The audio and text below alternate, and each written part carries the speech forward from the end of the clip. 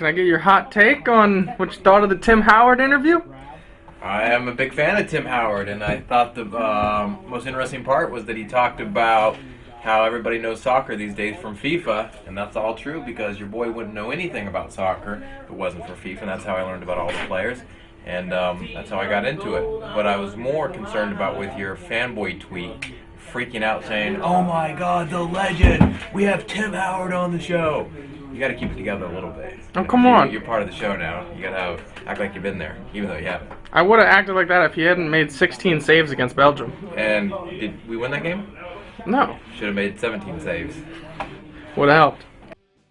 Well, join us right now to talk some soccer. Guy who's going to be playing on Friday here at RFK. It's Tim Howard, U.S. men's national team goalkeeper. They take on Peru in a friendly at RFK. And you can go to on Friday. ussoccer.com to get your tickets for the match. What's Hey, happening, Tim. Good morning. How are you guys? Good morning. Hey, good morning, man. Welcome back. Thank you. Good to be back. Yeah, you're saying welcome back because he's been playing with Everton, and he's been off the U.S. men's national team for like a year, right? That's right, yeah. And the biggest reason for you stepping away was what? More time with family, that sort of thing? What was it? Yeah, when you do this year-round, it's hard to find any time for those things, and so something had to give, and it was a good break. I got a lot of time with the kids and feel fresh and ready. Now, we already know from the Landon Donovan experience that Jurgen doesn't look kindly upon these breaks. What was that like, that conversation then? What was that conversation like when you came back? We noticed that you're not playing in this next game. Is that bitterness? Is he holding it against you? How's all that gone down?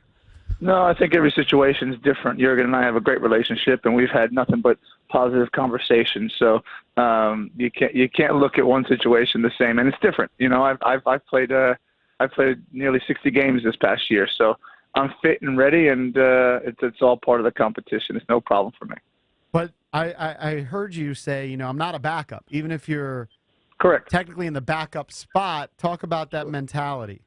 Well, you're exactly right. It's a mentality. To be a backup, you have to not have the hunger and the drive to be number one. A lot of goalkeepers don't have that. And like I said, I've never been a number two goalkeeper. That's a loser's mentality, and I don't have that. So I'm always fit and I'm ready to play. And whenever I'm called on, I put my work in throughout the week, the same as if I was playing. Nothing changes for me.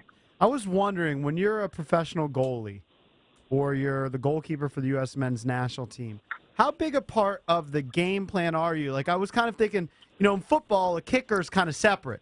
With the goalie, a kicker's not part of the defensive game plan or the offensive game plan. They do their own thing. And I was kind of thinking a goalie might be similar like that, or are you intricately involved in a game plan? It's a good question. Some goalkeepers won't be. It depends on their stature within the team. I think when you get to be a more experienced goalkeeper, you're almost, you're an extension of the coach on the field. You can help deliver his tactical message, and so you are a part of the setup. You are a part of the game plan. So at this stage, I am.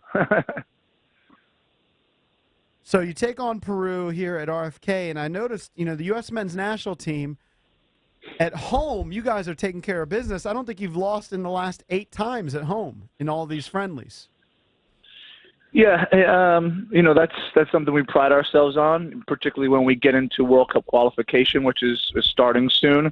The blueprint for success has been win your home games, and hopefully when you go away from home, try and get a point or two here or there, and that usually leads to qualification. So we try and make playing at home very, very tough on the opponent. And can you explain, I know you're not a coach and you're just there to do your job, but as a casual fan, I have a hard time with a lot of this stuff because the roster changes so much, right? Mm-hmm. What is the philosophy, generally speaking? Why do they keep rotating in and out so many different players?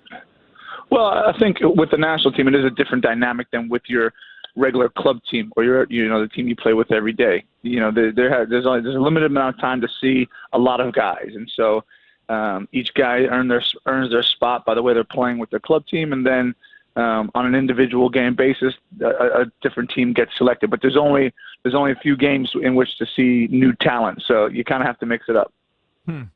I noticed that my guy Kyle Beckerman's not here now, but Kyle was played in the last go around, I think, right? Kyle's still very much in the mix, correct? I would think so. Yeah, Kyle's a fantastic player for us. In particular, at the World Cup, he was our rocket in the midfield, and he held things down. So he's very well respected within the team. Hopefully, he'll be back in. You know, you were one of the first American players to really, I don't know, get a foothold over in Europe. Now it seems like almost all of these guys are playing over there. Who are some of the guys who are playing against you now that are teammates for the U.S. men's national team? Well, you know, we got a guy like Jeff Cameron, who is at Stoke City, who's playing very, very well at the moment. Obviously, Brad Guzan and I, we've been playing against each other for years because he's at Aston Villa, I'm at Everton, and we both play very often. And DeAndre Yedlin, who is at Tottenham, just got to move a transfer to Sunderland, so we'll be seeing him on the field, which is all good news for the U.S. national team. Do you like the fact that more people now are aware of the European leagues because of the exposure here on TV?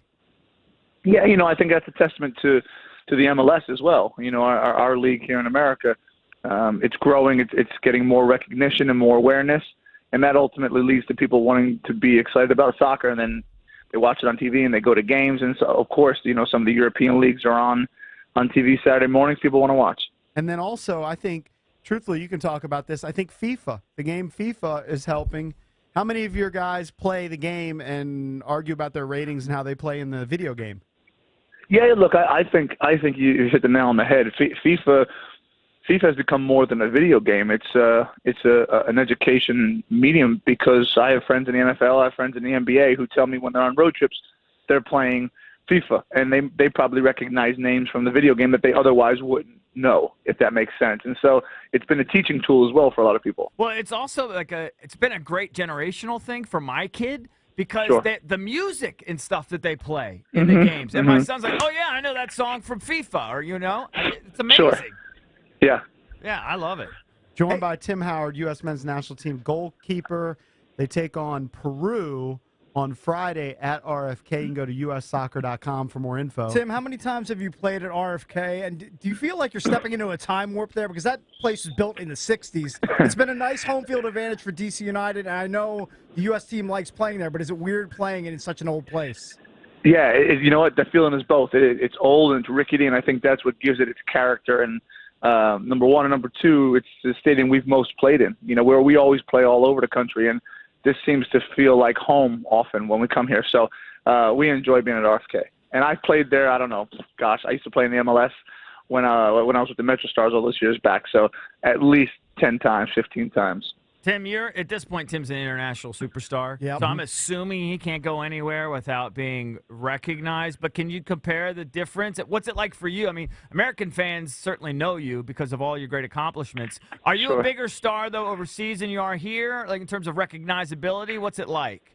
Yeah, I mean, I live my day-to-day over in Manchester, UK. So, people, of course, are going to recognize me more.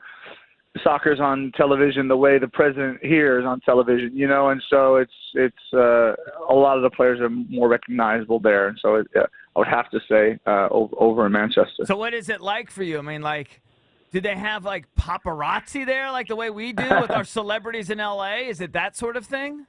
Yeah, every now and again, depending on where you are, you'll get some cameras in your face, but normally it's just the everyday fan, and everyone seems to be a fan in England. Coming up and saying something positive or negative. So what do? They buy you drinks everywhere you go? You get free dinners, free haircut. Everything's free, right? You don't pay for anything. Well, nowadays everyone just wants selfies, unfortunately. So. Oh, is that right? He doesn't really need haircuts, too, right? Well, no, still. No. Everybody's got to tighten it up. I'm a bald guy. I'm right there with you, Tim. It's okay. So hold on. So, Tim, that's right. Everybody wants a selfie these days, and that's a hassle? It can be, yeah. Well, I think when when you're having dinner or when you're with your family, otherwise, I'm happy to give it. Yeah. Right. Hey, just curious. We're having a fantasy football guy come on here in about 10 minutes. Okay. Do you still maintain a fantasy football team? I never have. Ooh, I've dabbled in a little bit, but no, I don't do it too much. Do you have a fantasy soccer team? No, it's called people his have own me on team. People have me on their fantasy soccer team, but I don't have one. Right. No. Right. I don't even know how that would work. I guess you have save percentage And goalie Something stats. like that, yeah. I'm sure they have Yeah. geeky stats. There has to be. All right, hey, listen, Tim, congratulations, buddy. And by the way, just thank you for all that you've done for U.S. soccer. Appreciate you. Yeah, really, Thank really you very appreciate much. what you've done. Thank you, buddy. Thanks, guys. All right. I can't remember the game, but remember in the World Cup when we were just so dominant. Belgium. And people were coming out with like Secretary of Defense, memes, So and many memes. pictures and everything. I mean, he just. You I want mean, to talk they about had a a rock meme of star? him saving the Titanic from sinking. I mean, it was one of a thousand. Even though the team isn't up there with the top teams in the world, he is in terms of a goalie. And just reading apparently what he's doing at Everton, he's the man of the match on Saturday. I don't follow the. You don't know where he's from. I think I know where British he's League. from. Really? Go ahead. Give it a Jersey. stab. Jersey. Very good. Yeah. North Brunswick. Look at that one. North Brunswick.